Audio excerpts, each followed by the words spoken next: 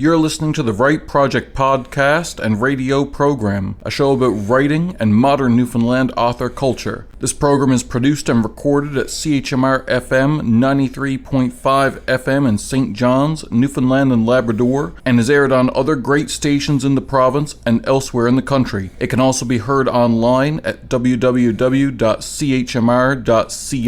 I'm your host, Matthew LeDrew.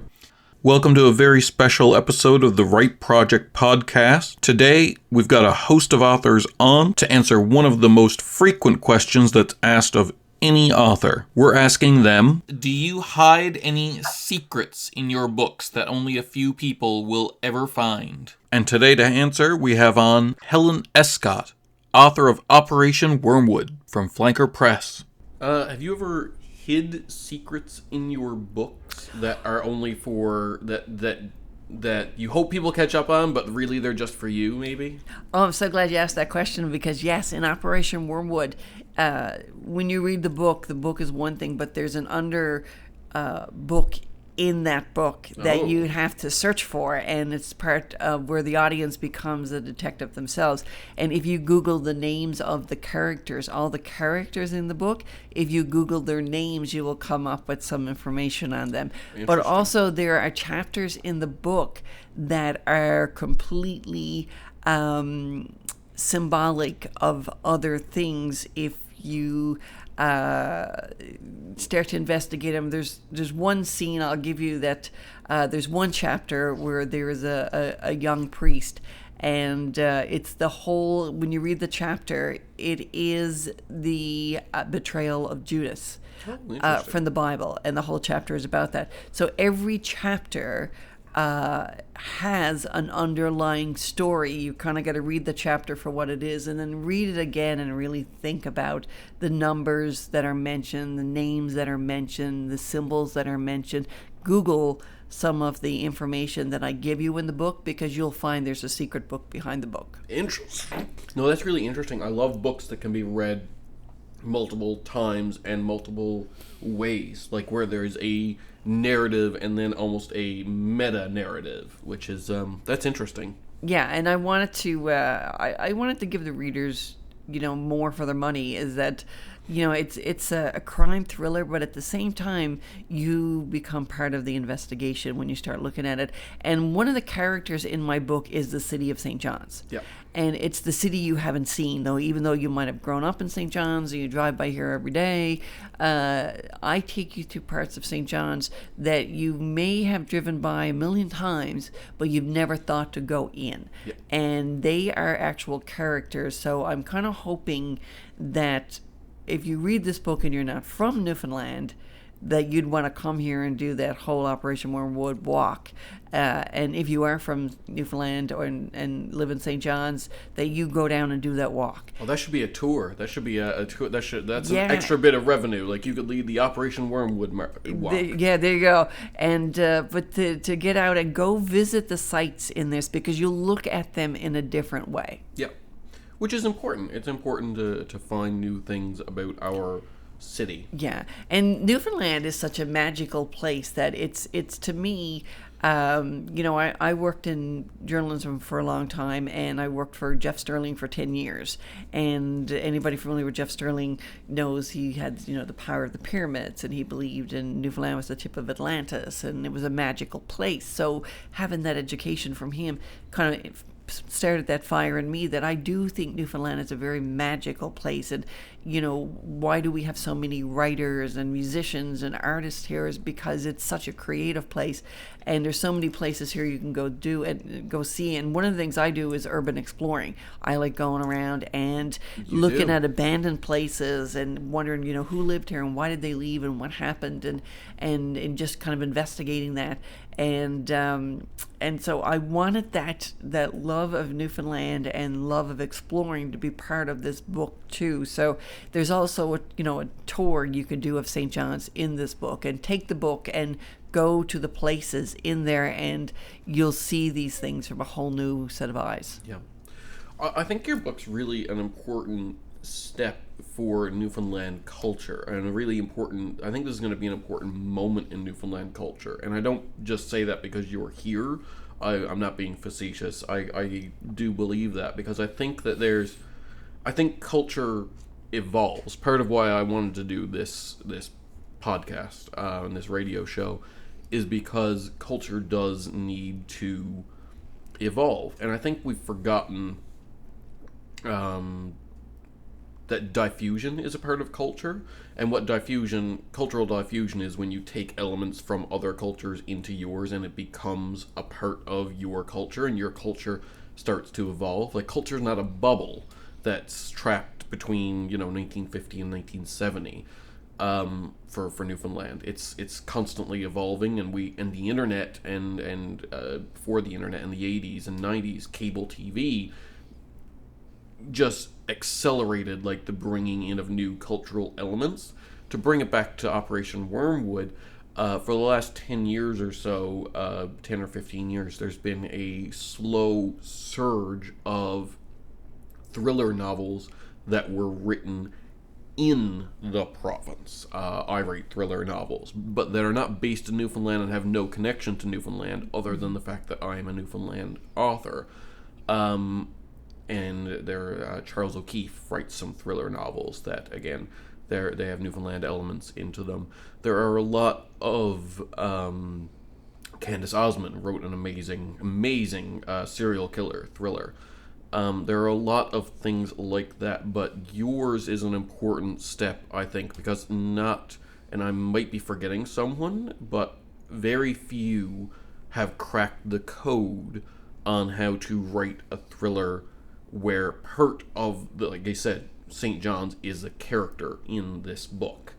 And I feel like you've cracked that code on how to incorporate culture and who we are and our history, and that is a part of the thriller. And without spoilers, why this novel takes place in Newfoundland as opposed to at a major urban center is addressed and explained, and why are these events happening here is addressed and explained. And there's a logic to it, and I think it's important for us to expand and become more than a very limited. It's important. Diffusion can't be fought is the thing, and I think that your book's a really important step in continuing and expanding our culture. Thank you. That means a lot, because I am a Newfoundlander, and I'm very proud to be a Newfoundlander. And I grew up also with that history of, sometimes hearing the goofy Newfie chat, and it irritates the hell out of me. Unbelievably, And I grew up in an era where I worked for the federal government, and I traveled a lot, and people would, meet me, go, "Oh, you're a Newfoundlander. Do you know Bob? Bob's a Newfoundlander. He lives next door to me. He's such a nice guy." And you're like, look, we all don't know each other. Yeah. And, or they'll say, is Memorial a real university? Do you live in houses? Do you live in houses? Yeah, no, I live in an igloo, and, it just... I live in a hobbit hole. It was a ridiculous time of Canada having this opinion of Newfoundland that we were such a backward people, when the opposite was actually true. We're magical people. We're gifted people. Yeah. To be a Newfoundlander is an honor. Well, honestly, and while I agree, on the same time, there's another part of me that's just like, no, we're all the same. Like, it's like, you know what I mean? Like, as much as we are special. And you almost need to say you're special to combat the, you're the opposite of special, like, narrative. But, it's... Yeah, there is something special about Newfoundlanders that make us different from everybody else. And I don't know what that is. It's a magic that's just a dome over the province. Is that, I hike the East Coast Trail a lot. And when I'm on the trail, I'll bump into people from Germany, from England, from France, from all over the world come to hike that trail. Very rarely do I bump into a Newfoundlander.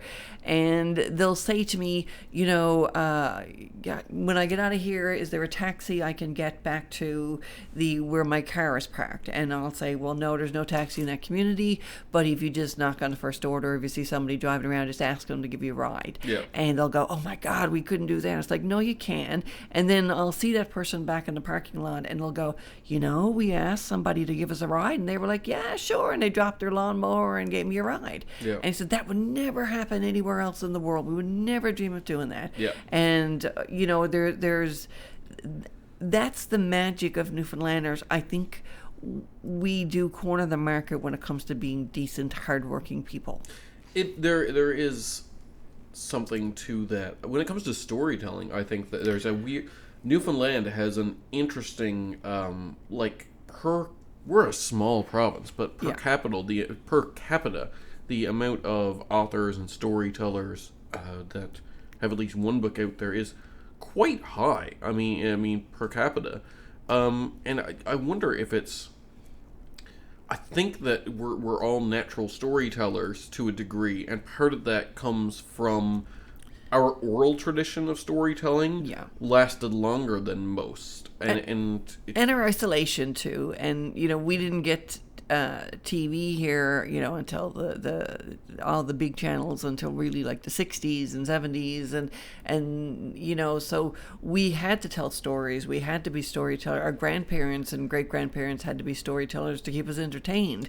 And it's where the whole story of the fairies, and take you, the fairies will take you away, and the magical things that happen in communities were invented because people would gather in halls, and there'd be a storyteller, and you'd try to outdo each other with stories. So we grew up with that culture. It's in our blood. And, I think as a Newfoundlander, I think we see things in color where other people see black and white. Interesting. Okay. Thank you very much. Next on the line, we have Jed MacKay, a storied author for Marvel Comics, of all places. He has written 3 volumes of his ongoing series, Black Cat, a spin-off of the popular Spider-Man franchise. He's also currently writing Taskmaster, a villain series focused on the villain from the upcoming Black Widow movie in the Marvel Cinematic Universe. And he's written short fiction for Dystopia from the Rock. Jed MacKay, have you ever hidden anything in one of your published books that only a few people will ever find? Kind of like Easter eggs or something like that, where you're like, no one's ever going to find this, but it's in there.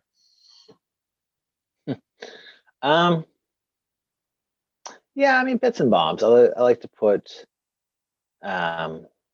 it's nothing particularly serious, but just, for instance, ringtones of characters that are songs that I like, which, I guess I don't know if ringtones are even a thing that people do anymore. What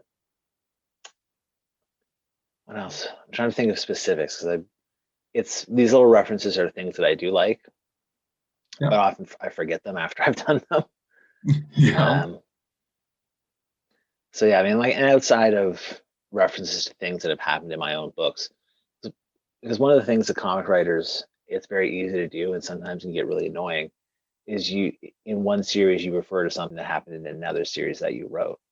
Yeah. And on one hand, it can seem like you're being egotistical and saying only things that happen in my books are things that are important. But at the end of the day, it's just, these are things you already know everything about and don't have to do any research for. Yeah, for sure. I actually find that can be really cool. If you get big enough later down the road, like when you read, I've got a trade on my, a hardcover that's like the Frank Miller Marvels, where it's just in order every issue that Frank Miller wrote for the main Marvel canon. And that's interesting, you know what I mean? And you start to see themes that branch over from his Spider-Man work into his Daredevil work and stuff like that. Right. If the fates are kind, and 20 years down the road, there's the Jed MacKay Marvels, and there's this big hardcover series with all of your issues in order, it'll be interesting for people to there are threads that link between, that's the way it goes, and that's a cool part about it.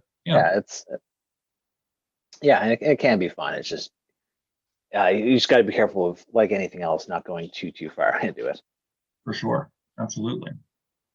Thank you very much.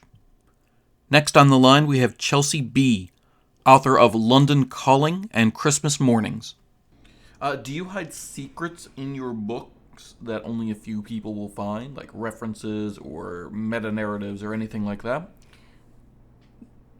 London Calling was a little bit unique in that I had a lot of fun putting in Shakespearean references. Yes. And I've, just not mentioned them in the hopes that people will, figure it out.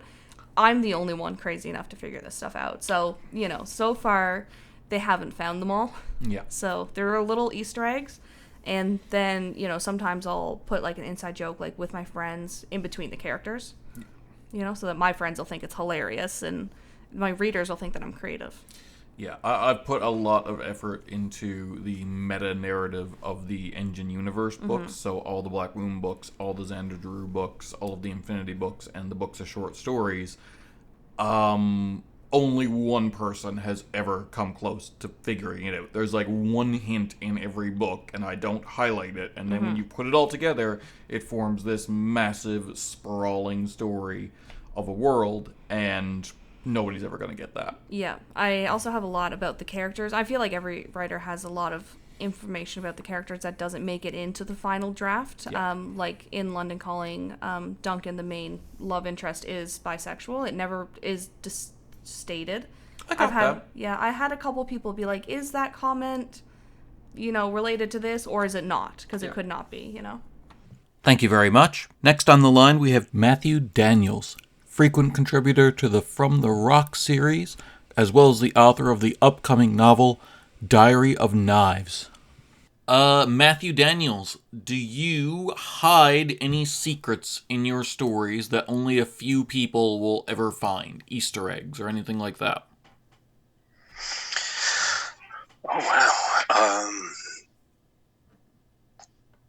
I'm not sure that I've ever made the deliberate decision to hide something per se, but that kind of thinking could be extended into a bunch of different approaches. For example, I did an experiment a couple of years ago where I wrote a separate poem for each of the characters who were going to appear in a short story that I wrote. So it was 4 poems, and I used those poems as a kind of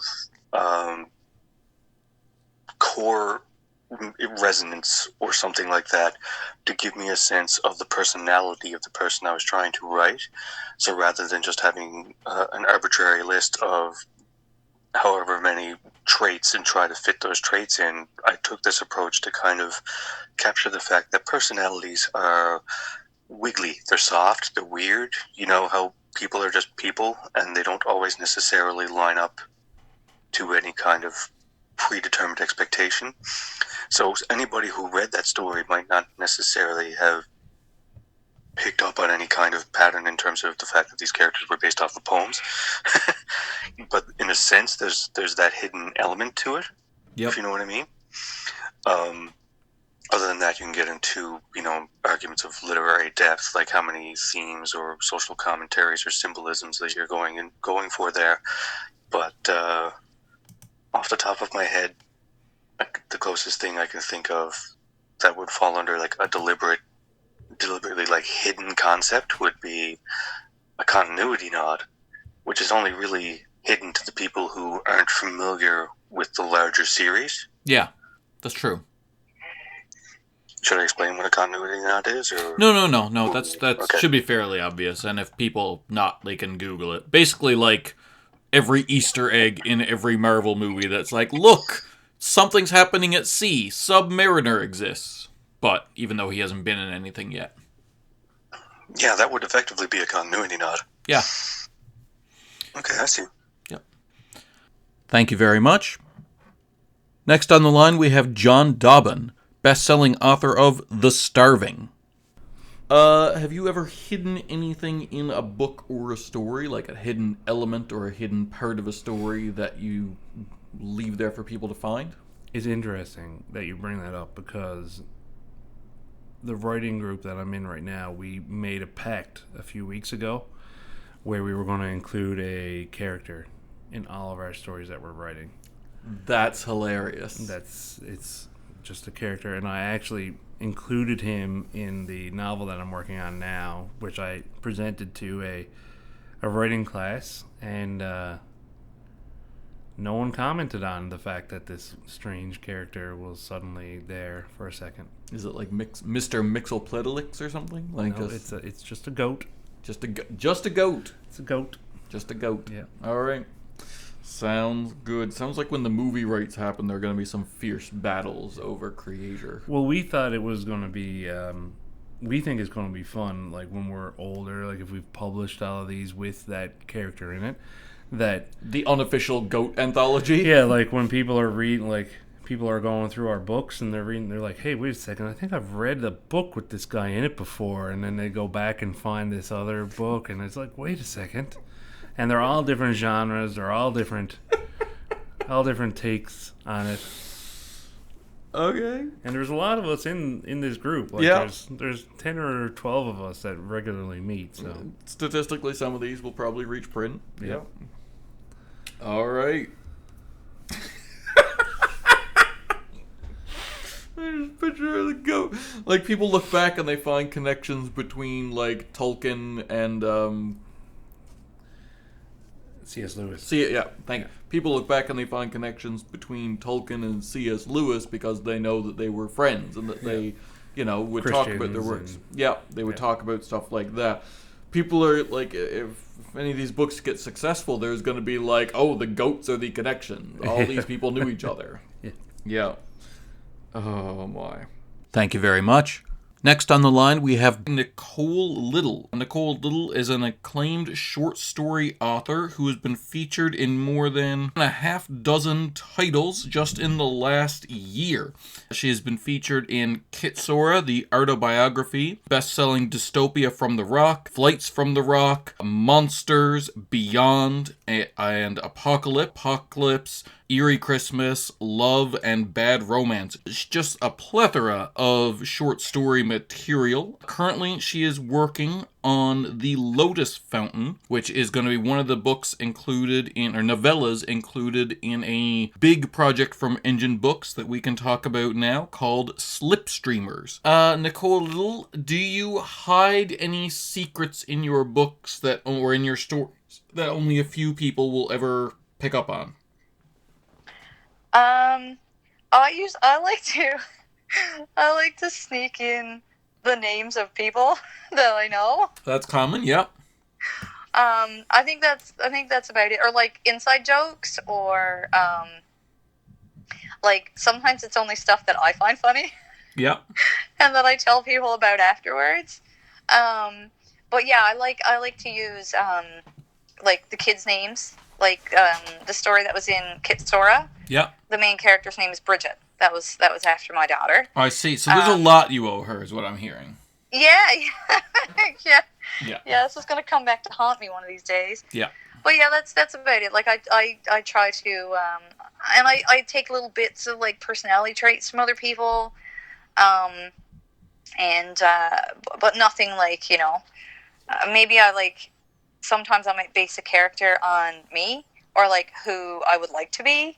Sure. Like maybe somebody who's a little more bold or something like that. Or I take little bits of like, I might take bits of personality from like my kids or from my husband or like a story I'm working on now. I'm using my dad's name. Dad has a pretty unusual name. So I figure, let me just put that in there. That'll be funny. Sure. Okay. That sounds fun. Perfect. Wonderful. Yeah. Thank you very much. Next on the line, we have Amanda Labonte, author of the Call of the Sea and Supernatural Causes series. Have you ever hidden anything in a book for readers to find later? Like a hidden message or a hidden thing? Maybe a goat. Have you ever hidden a goat in a book? I have not hidden a goat in a book. Oh.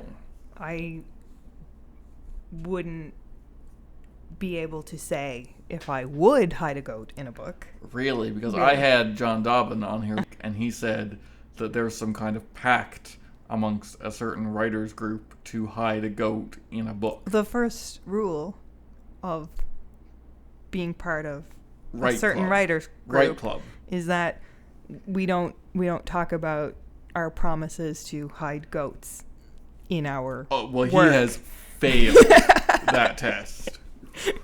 like massive. Okay. Yeah. I have not intentionally hidden anything in a book.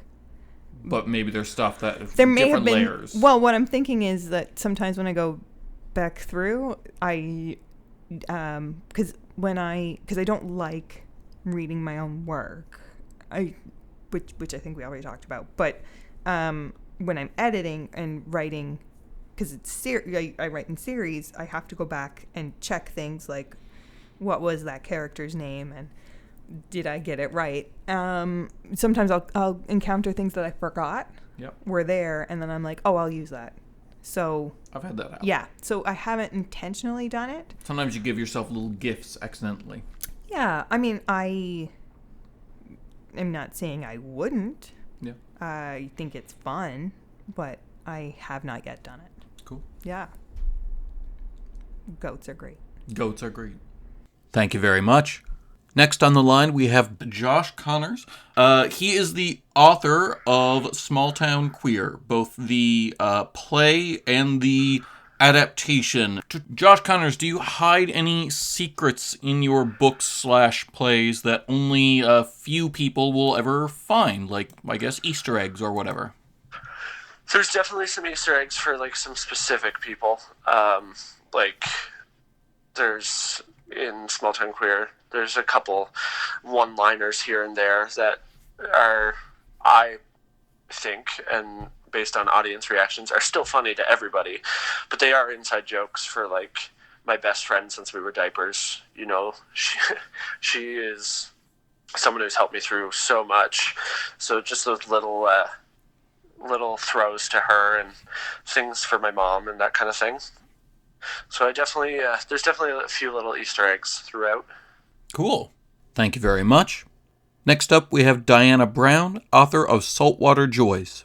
Have you ever hidden anything in a book for people to find, like for the sly reader to find? You don't have to give it away if you don't want to.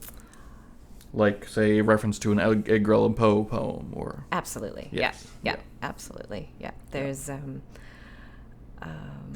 a lot of allusion to a lot of the things that some are experiences, some are allusions to other literary works, but I make it my own, of course, but... A lot of the Engine Books authors are a part of a writing group here in town. They meet and talk to each other. Apparently, they have made a pact to all include a talking goat character in all their novels. Yep. I'm going to have fun finding that and editing it out. Not happening. Yeah. That is. I will make a book of short stories, Goats That Got Left on the Cutting Room Floor. It's not happening. Oh, gosh. That's hilarious. And one of them said that in this, and then another one was like, the first rule of Right Club is you don't talk about Right Club. That is hilarious. Horrible. Yeah. Thank you very much. Next up, we have Ellen Curtis, who is the author of the Infinity series from Engine Books, as well as the editor of the From the Rock anthology. Have you ever hidden anything in a book for other people to find? Whether or not they found it yet or not. Yes and no. Okay. Like, there are elements in certain things that I've written that will be revealed later in canon. Okay. But there's no, like, Easter eggs, I would say. Okay. Nothing, like, you know. There's no goat. There's no goat. There's no goat named Cans. No. Okay. No, there's not. Okay.